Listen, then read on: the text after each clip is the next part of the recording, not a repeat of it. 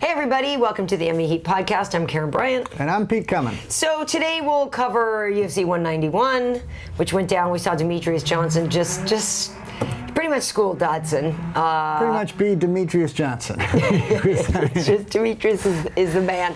We'll talk about Arlovsky and Mir, some of the other fights on the card. Also, Conor, because not only was he at the Go Big presser last week, he came over to Fox, so I did some stuff with him, but you got to go to lunch with the man, the myth. I sat across from my lunch, and he spits a lot of food when he talks. Does he? Does he? Conor, come on. No, I'm kidding. He didn't eat it all. Yeah, well, we'll get to your experience with Conor, and so hopefully everybody had a good Labor Day. It was fun having you guys over. You know, Wade's still hung up about the hamburger. He thinks he messed it up, and he's been beating himself up about it ever since. I don't think Wade. I know I messed it up. that thing, there's no worries of getting sick of that. Sorry. So he needs to cook you another burger or something. I cooked the last remaining drop of juice out of that hamburger. Well, the tuna was good. I thought the tuna came out good. Listen, in Hurricane Katrina, they would send Wade's burgers to help soak up the. Wow. So, wow. Sorry about that. Hopefully the other stuff was okay. Well, we were a little rushed, so maybe everything didn't taste as good as it usually would. I'm sorry. The reason I don't hop on a grill is because I suck. Yeah, okay. I'm usually not that bad. The tuna was good. I thought. Hopefully Joe liked her tuna. I thought the tuna came out good. I think she liked it. She didn't say anything. Well, whatever. And I did think it was pretty neat that Wade put the cheese in the middle. Yeah, you stuffed the burger. You know, I'm not sure if it was any better in the middle. It was sort of like at McDonald's, like we keep the cool, you know, the hot side hot and the cool side cool. McDLT. It was right. It was a good marketing ploy, you know, on Wade. The Wade burger. But I'm not sure it was actually better. Okay, well, with that, we'll get into round one. One thing that we do know was good this weekend was Demetrious Johnson. I mean, dude, I'm sorry, and I've said it before, I've been a Demetrious fan for a while. Like, I know you're not supposed to objectively look at this, but like, I find it difficult to not be a fan of him because he's fun to watch. He's so good at what he does. He backed everything up that he said he was going to do. He was so calm and efficient. Like, dude's a straight up, I love him. I mean, his game, clinch work, takedown, striking is just so well-rounded. I mean, the kicks to the side of the head. Like, I was telling Wade, like, I couldn't even throw out an insult to him before I would get kicked. I'd be like, hey, little man. Yeah, exactly. What I was going to say is you're a little. Exactly. I mean, he's the best. I mean, he's pound for pound. I mean, I don't know. I think he's pound for pound the best. Yeah, well, you know, over at work this weekend, I was working with Bryant Stan and Eve Edwards, and yeah, Brian thinks he is better than John Jones because, you know, John, there's a little asterisk right now on the pound for pound list with Jose Aldo up there, Weidman, you know, obviously John Jones has been taken out of the equation because he's been stripped. But yeah, Brian's like, dude, I put him at number 2, you know, behind Aldo, which I think you could make a great argument for. If you think about the way Demetrious beats people, I'm not saying Chris Weidman isn't good. I'm not saying, you know, for recent stuff, these guys aren't good. Ronda's very good. But, you know, the way that Demetrious has just undone everybody who's come in front of him, other people have had a little bit of a harder time maybe with one of their wins, you know what I mean? I feel like this guy has just been so clearly better, so much better. Who's he going to fight next? Because you know, number 1 and 2, he's beaten them twice, and he's beaten them more soundly the second time. Cejudo, Henry Cejudo is the guy that everybody's talking about. The guy's an Olympic gold medalist wrestler, and he's coming up, and people are like, and now he's putting his hands together and stuff too. So Cejudo is kind of the guy that people are saying has potential to be, you know, after his upcoming fight. But also then there's the idea of DJ going up in weight, taking on TJ super fight. That could be interesting. You know, I don't know. It's kind of fun if we want to look at some of the scoring here. The judges: Derek Cleary 50-45, Marcos Rosales 49-46, Tony Weeks 49-46. So giving Dodson a round. But and what was that, round 1 they gave him? Probably round 2. Wasn't it round 2 that maybe was his better one? You know, I have to admit, when I'm watching these, sometimes like I'm at work, we're out on the set, I'm getting wired up, and we're working on things. So forgive me if I misremember. And I'm just drinking and you're usually. Just drunk. Yeah. But, you know, the thing about it is 163 total strikes landed by the champ versus 108 for Dodson, who really came out and talked so much stuff like that he was going to light him up and, you know, that he's the guy that has all the power and he's going to make him feel my power. Well, he didn't. Like, DJ was unblemished at the end of that fight. Right. So evasive. So here we go. DJ rather holds the record now. He's the 4th longest consecutive streak in UFC history now because he defended for his 7th time. So he's tied with Jose Aldo at 7, but Anderson Silva defended his 10 times, GSP 9, John Jones 8, Demetrius 7, Aldo 7, Ronda Rousey 6. So that's a legit bad man. Now, I did like the fact that at the end of the fight, he started to up his talk game a little bit. He said, I'm pretty as a motherfucker. That's what technique gets you. And I was like, all right, because... You know, he gets a lot of grief. This was the lowest pay-per-view live gate in Vegas. Right. And, you know, he owns, you know, he's got the distinction of UFC 174 or something, having the lowest pay-per-view numbers. And the guy's really entertaining in an interview. He's really well-spoken. He's clever. And so it was actually really nice at the end of the fight to go like, yeah, put in a little swagger. Like, be a little Ali. Lately he's been stepping up the mouth a little. You know, he drops a few F-bombs here and there. You know, more because I think he's probably. Well, I'm not to put words in his mouth, but I think he was probably just like so sick of Dodson saying he was going to kick his butt. Like I feel like you know everybody kept saying Dodson was the unanswered question. Well, basically he came out for rounds 6, 7, 8, 9, and 10 and just pretty much told everybody, all right, the guy can get something in here and there. I'm the man, though, like unquestionably. Right. So, congrats to DJ. I think that's just great for him. Take a vacation now, just kick back. But he can fight again probably next week. Dude didn't get touched. So good for him. He's congrats. Pretty as a motherfucker. Is that right? Do you think he is? He's a good-looking dude. If I can, as a man, say another man's good-looking without. There's nothing wrong with that. Why is that hard for you as men? Well, there's a little homophobia out there, Karyn. Karyn, as I've mentioned before, I once went all of spring break with a burnt back because I couldn't ask my friends to put any sunscreen on my back. Right. Meanwhile, me and my girlfriends at tennis are just lubing each other up. Are you sure you don't need any on the side? Yeah. Actually, I do. Oh, never mind. I'm not going to get this. Would be a bad graphic. I can only lube them up with my left hand, though, because I don't like the sunscreen grease on my racket hand.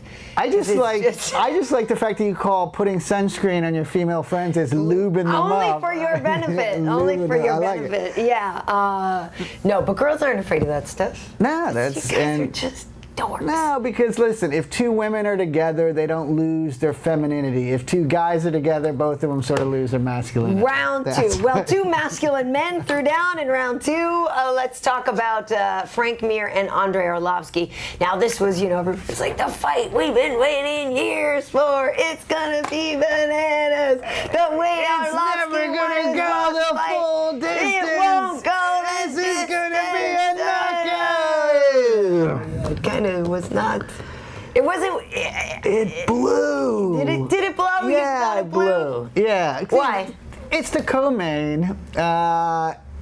You were expecting I was telling. Who was I telling? I was telling someone. I'm like, this is going to be a friggin' bar fight. You're just going to watch 2 big, tough motherfuckers just sling it until one's not standing. And, listen, Arlovski looks like he's ready to make a run. Yeah.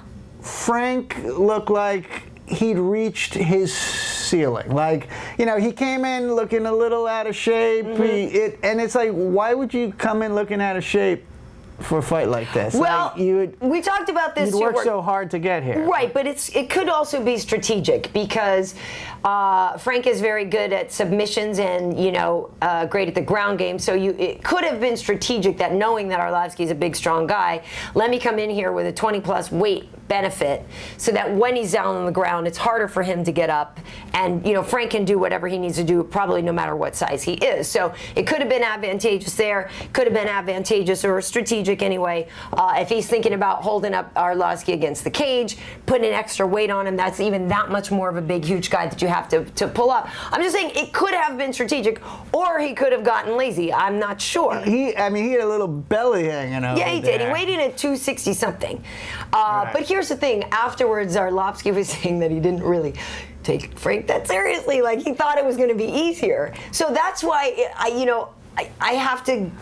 That's not cool, dude. Like, the guy's a former champion, and even though times have changed, you saw what he did in the Duffy fight, and maybe it wasn't the most technical thing, but the guy can still take a crazy punch, and he's here to get it back too. I think that was kind of obviously a bad thing to underestimate him and not take him that seriously. That means Arlovski didn't train that hard. Well, well, that's a good point. And and Frank did have 2 impressive knockouts getting here. Yeah. So I guess I was just a little. Arlovski looked good getting here too. No. It sounds like he didn't. And listen, he looked good in the fight, and it's like Frank looked. I'm like, why would you show up and be getting yourself gassed in he was doing a great run, a great comeback run, and it kind of looked like mentally, let's get these scores out, because I didn't necessarily agree with the scoring here, with the scorecard. Adelaide Bird had Arlovski winning all of them. Sal D'Amato had Arlovski winning 1 and 3, and so did Chris Lee, had him winning 1 and 3. And the thing is that when I remember watching it again, it is a little tricky, but I thought I saw Frank doing more than he got credit for. Do you know what I mean? And even after the fight, 29-28. Dana was like, I don't know, I kind of thought Mir won. He said, because I tweeted out immediately, like, I don't know. I don't know about that. I don't know about the scores and stuff. And he had control. He had top control. I don't think it was. I thought a couple times, but it says only 1 takedown. Right. But, right. Well, and the thing about it is Arlovski landing 70 strikes of 108. Frank landing 54 of 60. Like, there wasn't a lot of volume. And that speaks to them maybe being gassed. In the fight with Travis Brown, Arlovski worked a lot harder. Right. That was definitely a better fight. And Frank had more time of control. 4 minutes and 8 minutes of control to Arlovski's 3:28. That was not the stomach that showed up. Well, Pete. That's the stomach from a few months ago. That was, he came in a little bit. Now, I heard that Bryant Stan said that if it went to if it went into the 3rd round, he would eat his shoe. He would eat his shoe. On our weigh-in show, he made that promise, and Eve and I made sure he held to it. So I believe we've got a photo that I took of Mr. Stan on set, the future POTUS, we like to call him. And here he is, in fact, dining on his shoe. He's a good man. He's a good sport. These two are old friends, Eve and Brian. So we get on great. We have a really good time there. But Brian, a man of his word, eating that shoe, chewing on that leather. Now, what do you call him? Future POTUS? Future POTUS. End of round 2. Yes, Brian Stan could be president if he wanted to, I believe, down the line. Cool. Yeah, he's the man. Yeah, that'd be pretty kick-ass if your president was like a U.S. Could actually go and wreck some stuff. All right, Iran, who are you bringing to the table? Who are you bringing? I've got some... what little angry man are you going to put against... Yeah, the guy... And it's funny because he doesn't like when we call him, American hero and all this stuff on the air, but, he really... Yeah, listen, don't call me that either. I just want to say, in case you were thinking... No worries on that, my friend. I'm sorry. You admitted before we even rolled camera that you're a disappointment to your wife for 15 years. I didn't say that. You did. Okay? Karyn, that's why they call it off camera, because people don't want it on camera. Do you see? Okay, anyway. Moving into round 3. I believe an American hero can be disappointing to his wife because I'm spending so much time serving my country. You couldn't even finish that with a straight face. With this podcast. We are saving lives. Let's talk about some of the other fights. I loved Lineker and Cisco Rivera. Fight of the night, like that. How bananas that was supposed to be the Arlovsky Frank that's Mir what you wanted, but you got it from the littler guys, the 135ers. So that was really fun, rightfully so for them. The one thing with Lineker, I kept thinking, he tried to cut weight so hard to be a flyweight. He had all the trouble missing it. Come out and look so good at bantam. Like, is there a part of him going, why didn't I just do this sooner? Why didn't I just do it sooner? But I like him there. How about your boy Rumble Johnson? Just fully yoga matting that dude. Just yoga matted Manawa. Just. That was a hell of a shot. That was a hell of a shot. And. But then, like, afterwards in a press conference, he's got a little problems with the press because we're only talking bad stories about him and stuff. I don't only tell bad stories about Rumble Johnson. We covered that discussion on our last one, and I was very complimentary of his loquacious insults. Of his skill. It is a tricky thing, okay, well, here's the thing. Rumble Johnson got that knockout here. He has his 12th UFC knockdown, okay, because he did knock down Manawa first. So he's tied now with Junior Dos Santos for 5th most knockdowns in UFC history. Top 5, Anderson with 17, Liddell 14, Melvin Gillard 13, Lyoto Machida 13, Rumble and JDS with 12 knockdowns. And then Rumble went on to get his 9th KO or TKO win in the UFC, which is tied for 4th most in UFC history. So now he's just behind Chuck Liddell and Vitor Belfort, who have 10, and Anderson Silva has 11. So here's the thing. It's a tricky thing because can you separate your appreciation of Rumble as a fighter from your opinion of him as a person? Right. Some people have a hard time doing this now, and saying that the guy fights really well and he's a beast, and like there's so much positive things to say about him as a fighter, but I know that some people are kind of conflicted now, like, oh, is it okay to still like Rumble?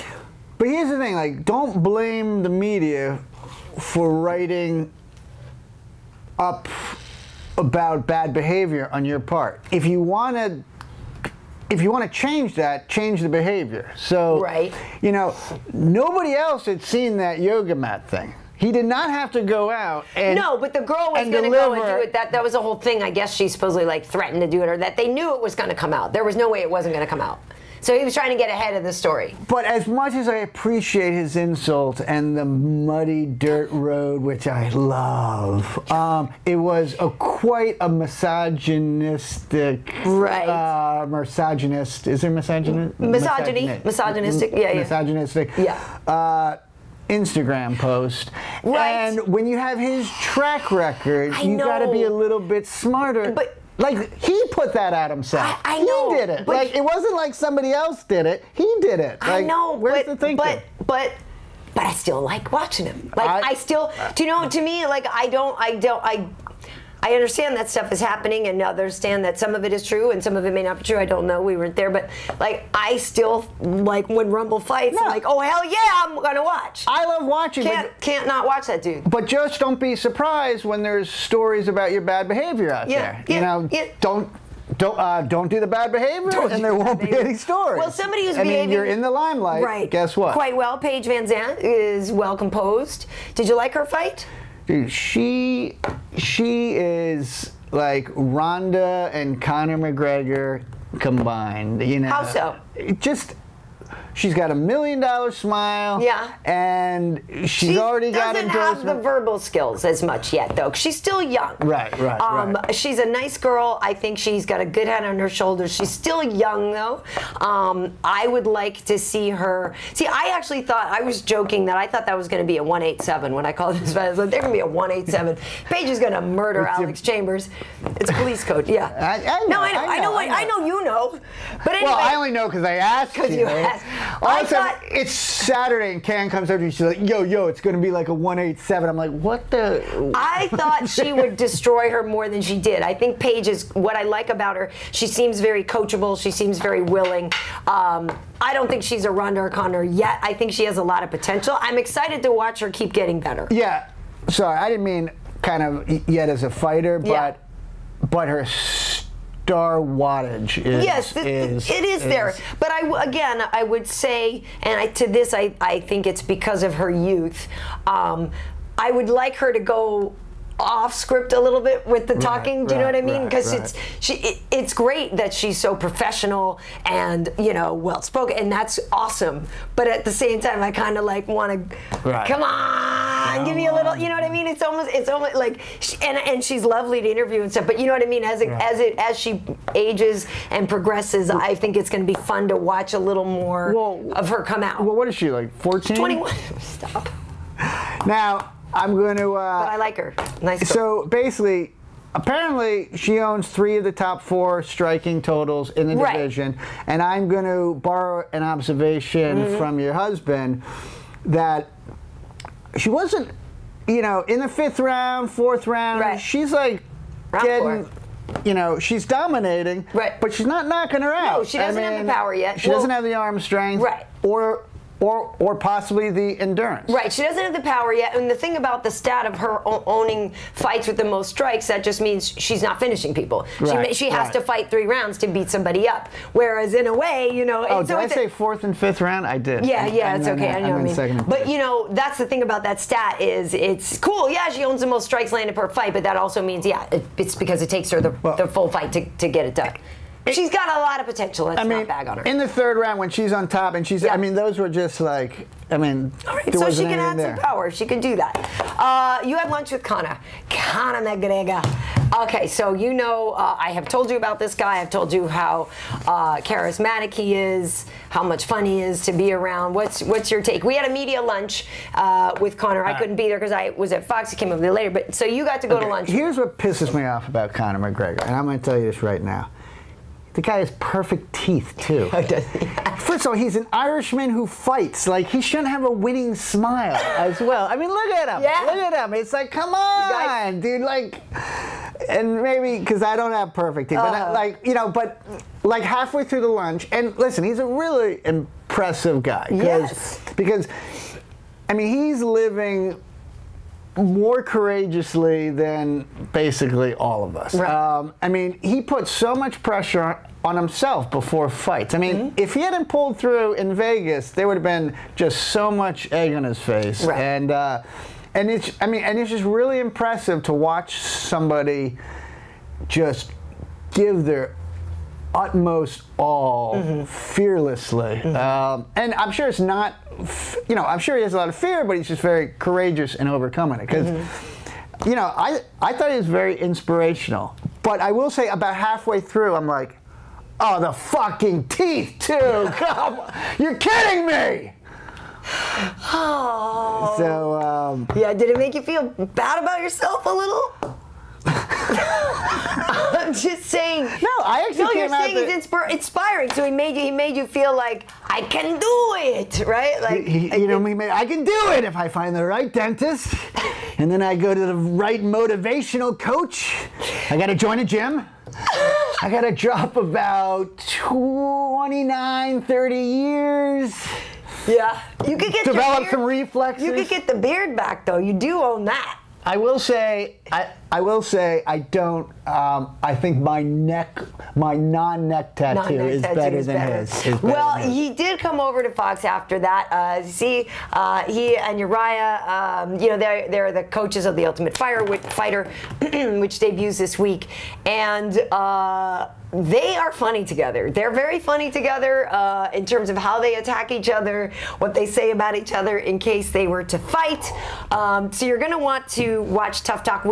It'll be the first Tough Talk will be after the second Ultimate Fighter next week. But they're great. And listen, I agree with you. I find him to be inspiring in that you walk away from him feeling like, yeah, like I can kick some ass. Like he's a confidence builder in those around him, which I think why the guys at Straight Blast, I think like his teammates are very solid. He's got a nice group of people that seem to support each other well.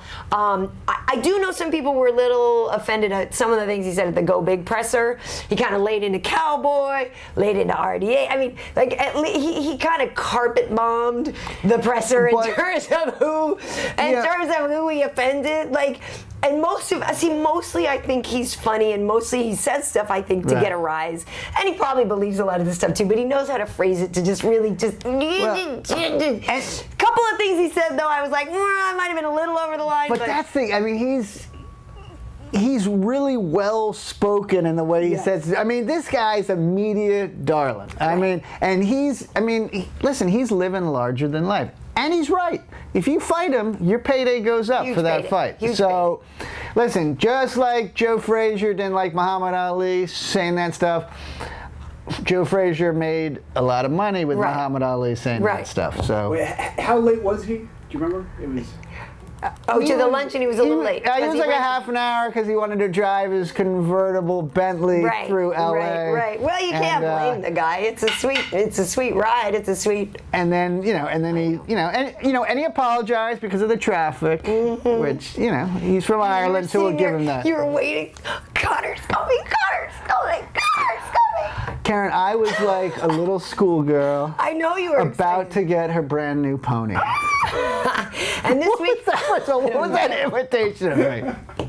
I believe I was more like this. So what time's Connor showing up? You were excited to have a free lunch. Let's be honest. Which did you have the steak or the salmon? The filet mignon with crab meat on top. I mean, come on, dude. We could have anyone down there if you feed me that lunch. Well, are you going to go with him on Wednesday? You maybe going down to see Luke. I am. Are you right? I don't even care who's showing up, as long as I get that meal. Luke Rockhold and Uriah Faber. We just lost it late here, but we're going to power through. They're coming over to UFC tonight after as well. So this will be interesting. It'll be interesting to see your take on these two. They're totally different vibe from Conor. Much more chill, much more laid back. You got two California surfer boys coming in on Wednesday. Both good guys. So round 5, Pete. What do you have for us? Round 5. All right. Listen. This lack of respect for Demetrius Johnson, or maybe a better word is like a lack of interest or something, is among MMA fans for clearly a great fighter, but he just doesn't pull in the numbers. He's an entertaining guy, and I think this all starts with how they name the weight classes.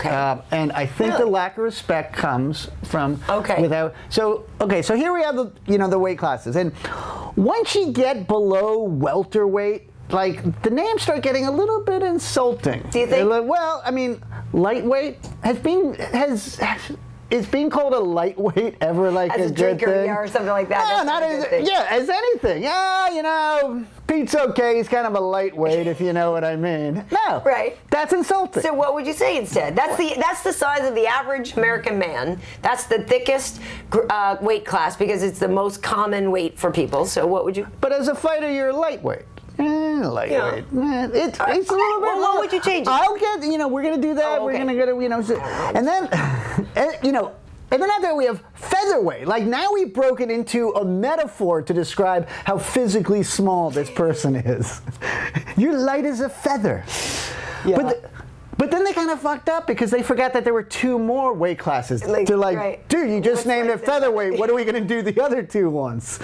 And so then they try to kind of correct their ways. They've been like, now we're going to come up with a metaphor of an animal that none of us really know anything about. And, bantamweight. The only problem is now there's the internet and Google. And so now I know that a bantam is actually a small chicken. Yeah, it's a rooster, really. It's more of I thought it was more of a rooster. Currently known as a bantam. It's from Indonesia. Look at this.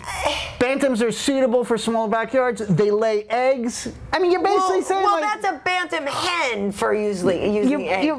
You basically really? Do you want to be? Hey, little man. Hey, little chicken. Hey, little. No, not a normal chicken. A small chicken from Indonesia. I actually had to research just how tiny you are, little man.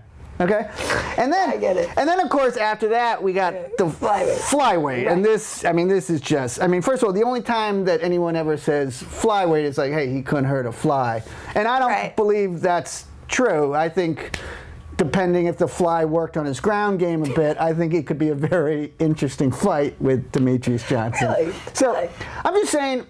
they're a little insulting. So, I mean, listen, but when you call him Lord of the Flies, it's kind of fun. Like if it's calling the literary still Lord of the Fly, like, but it sounds listen, cool to you're call him Lord of the little Flies. boys on an island. I mean, that's, come on. Yeah, but see, when you have Aldo as a champion of featherweight, it makes me think badass. Like you look at that guy, you're like, yeah, he's a featherweight. That guy's a wrecking machine. Like, come on. Featherweight. He's a wrecking machine among the wee people. So listen. You tell it, Jose, he's wee. I dare you to tell Jose Aldo he's That's what I'm wee. saying is he's not. That's what I proposed. Some other name changes here. All right. So listen, we're going to change lightweight to. We're going to call that light welterweight. Okay. Okay. So we got a light heavyweight. We got a light welterweight. Okay. Done. And then let's see. And then we're going to change featherweight to leprechaun weight. Okay. I think we can all admit, with a few beers in him, a leprechaun's probably a pretty formidable foe. Right. You know, Yeah. and, all right. And like who better to introduce that name change than Conor McGregor? You know. Leprechaun weight champ? No? Have I offended every Irishman? Yeah, probably. Really? Do Irishmen not like the leprechaun? I don't know. You guys let us know. I would imagine they're probably a little tired of the leprechaun thing. Well, then they must hate St. Patrick's Day. Oh no, they love that. But it's not just about leprechauns. All right. Well, listen. I didn't mean if I didn't realize like leprechaun was a bad thing. So I don't know if Do it you not is. eat Lucky Charms? I don't know, right? So now listen. If we're going to use an animal, We have a little typo, but I apologize. it's a panther weight. Panther weight. This is Wade. It was last minute. hail on the graphics. But Okay, all I'm saying is if we're going to use an animal, let's at least be accurate. I mean, Right. a bantam weighs 1 to 2 pounds, and and a fly is Right. like, come on, like, Teeny tiny. like that's a little, ridiculous. Like, I know these guys don't weigh what normal humans weigh, but like, let's at least choose an animal that's more accurate. So, a panther, the average panther weighs between 130 and 160 pounds, but that's a walking around weight. Right. I think they can make 135. So panther weight. So I'm changing bantam weight to panther weight. That's All right. dude, the Panther. panther weight champ. I mean, fucking A.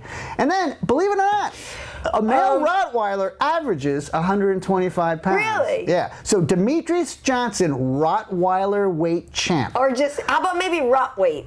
Because Rottweiler weight, Rottweiler, all right. Rottweiler. But I see your point. Weiler weight? Weiler weight? Nah, because that's like Weiler weight. Rottweiler. Roddy weight, And Rottweiler weight. Speaking of which, Really? He's the size of a Rottweiler. I guess that makes sense. yeah, he's the size. What? Did you think he was smaller than a Rottweiler? No, well, yeah, I've seen some huge Rottweilers. I guess I just met some overfed Rottweilers. You know that he's a lot larger than a fly, right? Yes. Okay. Yes. Maybe maybe not some African jungle flies, but Right. But also think about if Demetrius's next fight was against a Rottweiler. I think that could jack up the pay-per-view buys. Yeah. Yeah, it might. It might. I mean. And to his credit, though, when they say people are like, "Oh, DJ doesn't draw well." You gotta look at other stuff that they put on the card too. Sometimes it's like you gotta wonder. Oh, hey, no wonder. Strongest card. No wonder It wasn't the some of these strongest other card. people get like more pay-per-view buys. But I mean, because how about that Wachowicz Corey Anderson fight that everybody was clamoring for? It actually wasn't bad, but I don't mean to disrespect them. I'm just saying it wasn't. Dude, if you're a fan of gay prison porn, that was a great fight. That was a great fight.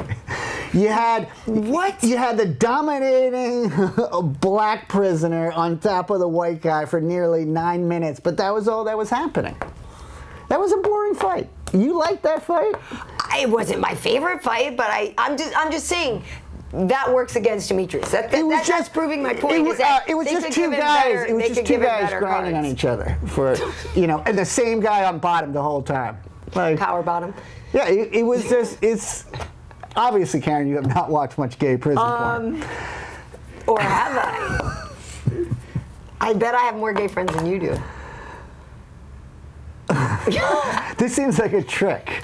Like either I say yes or I go, no, Karyn, I have tons of gay friends. I have a number of gay friends. I'm just saying the fight was like I was watching one guy get bullied by the other. So guy. what was your favorite fight of the night then? Demetrius. Demetrius? Okay. Yeah. And listen, Ross Pearson and Paul Felder was good too. Or were you getting a drink at that point? Were you up in the bathroom? You were in the loo. You're having a. You don't make. It's enough a Pearson fight. You don't make enough money to have a Coke habit. Let's be honest. None of us in this room make enough money to have a Coke habit. Is that really the only thing that's keeping me from having a Coke habit? Really? My money? I don't know. Like, not the fact that you don't think, like, maybe my integrity won't allow me to have a Coke habit? I'm just throwing back to a conversation that was had over the weekend, and I'm just saying that, that's all I'll say. I could develop a really low-grade crack habit for about 9 days, I think. Yeah, and then, like, low-grade crack habit, and then, you know, kind of just, like, get in a car and wreck myself. Just for a second, though. Could you actually imagine smoking crack? Like think about that for a second. Like, that's bananas. I've had a couple friends. That's bananas. I've had a couple friends who have, no, one friend who's done it, and I won't mention his name, Jeffrey Hansen. No. But, like, I'm like, dude, you smoke crack. Like, seriously. Like the crack we all hear about. I went to college with you and you smoked the crack we all hear about. Oh my God. Well, and then I've had two friends who have had heroin addictions. And to me, that's like musicians and stuff, but to me, that's like, once you get into, like, actually sticking a needle in your arm, like, you know, and you got to do the whole preparation and this. Like, during that time, doesn't anything ever go like, kind of a bad idea? Maybe we don't want to do this. Maybe. So. Yeah, it's a lot of time to think about what you're doing there. That's some scary stuff. That's scary, man. How did we get? I don't know. Because you said I wasn't wealthy enough to have a proper drug habit. He's going to start a crowdfunding site now. Obviously, how about you crowdfund for a habit? How about we call it like what do we call it? Hey guys, I'm trying to buy an 8-ball. Be honest. I mean, it's like the guys on the street corner. If I get terminally ill, I might. Do you really? Is that what it would take? I thought it was only going to take another week with your family out of town because you got screwed with jury duty. I think you really owe yourself another week without a family around to There was actually live it up. A social media experiment. Yeah. Guy goes on the street in New York, holds up a sign saying, "I need money for drugs." Right, for weed or whatever. Right. And held that out for a while, and then he brought a little girl and sat her next to him and said, "Need money to feed my family." Right. He raised like 10 times more money with the sign for the drugs. I'm sure. Than with having a little girl sitting next to him. Because people feel like you're being honest. Like, I've seen people say, I just need a dime bag. You know what I mean? Or whatever. Like, at least they're being honest. Now, I don't give them money, but I think it's... And I can also relate to that, too. Because you know the thing, like, you feed a little girl for a day, whatever, but you get a guy, hi. And he doesn't have to eat all day. Who knows what he can do? I believe Theodore Roosevelt once said, "Show me a man coked up and I'll show you a man who can change the world. Until he comes down and I'll show you a really depressed motherfucker who's broke." Wow. So, wow. Yeah, I don't know how we just digressed into that, but don't do drugs. I feel like I'm going to get a lot of grief for my gay prison video comment. Or the leprechauns. I don't know, Pete. Right? Maybe it'll just get lost in the shuffle. I think so. I think I'm not sure. I think I need to do, like, you know what? I'm just gonna. Is there actually though, like? I apologize for my comments. They don't in any way reflect my beliefs. Corey Anderson is gonna beast all over you. No, listen, dude. He was a beast during the fight, but it was just. It was like watching two crabs, and one crab was just a lot bigger and was getting what he wants from that second crab. Now they've got crabs. No, listen. Okay. So, you know, Pete, usually when you want to back off your racial comments, you don't then equate everyone to crabs. So anyway, just read the damn apology how we typed it up for you. So listen, Pete, today, after I leave here, going over to Fox to do a special with your beloved Joanna Champion, Joanna Jędrzejczyk. Anything I should tell her on your behalf? Anything you'd like me to pass along? Tell her I'm a lot stronger than I look.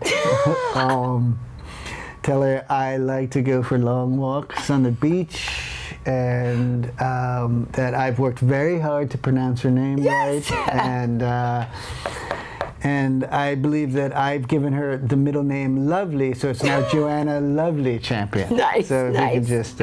all right, but yes, I'm looking forward to doing that one-on-one show with her, and then we have UFC tonight. We have, as I said, Luke Rockhold and Uriah Faber coming in. Rockhold Industries. This is going to be interesting because, you know, DC is not doing the UFC tonights right now because he's preparing for his title defense against Alexander Gustafsson. So we have Michael Bisping coming in to guest host. Michael, lovely guy. But Michael will be involved in interviewing Luke Rockhold, who beat him up. So it should be an interesting show. You won't want to miss that. And that's it for me this week. Otherwise. And I'll be probably on my hands and knees scouring the carpet for any little pieces of cocaine I can find. Nice. I'm actually planning to do an interview with Phil Davis as well on Thursday. He's fighting in that Bellator tournament. That's is that up, his first? Is this his first? Yeah, this will be his debut Bellator there. Yeah, on that four-person. And what, that tournament's coming up. It is. I believe it's the 19th or whatever. So, also Wade's mom and dad have an anniversary coming up. We should. You know, usually he probably didn't want to go from the coke drug comments to, and then Wade's mom and dad who have lived for 50 we happy wanted to wish years. them a happy anniversary. Look at that. There we are, Steve and Linda. Linda, listen, Linda. Have you ever seen that video about the kid with the cupcakes? Linda, listen. It's funny. 50 years. Yeah. And I predicted they'd never go past 6 months. Nice, what the hell did I know? So congratulations to them. And so that's it for us. Funny joke from a stand-up comedian. I can't remember his name, but he was talking about he found this couple and they'd been together for 50 years and they were, you know, and they still held hands everywhere they went, you know, and he just said, that's like that, so amazing, you guys still hold hands. And like, well, that's actually just to keep us from slapping each other. Nice. So, hey ho.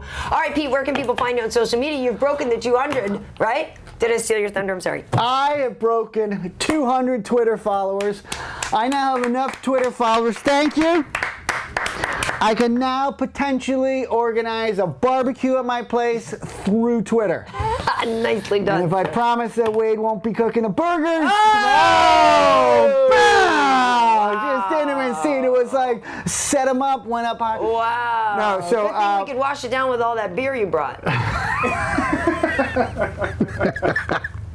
First of all, okay, so I show up at Karyn's place. I'm supposed to bring some beer.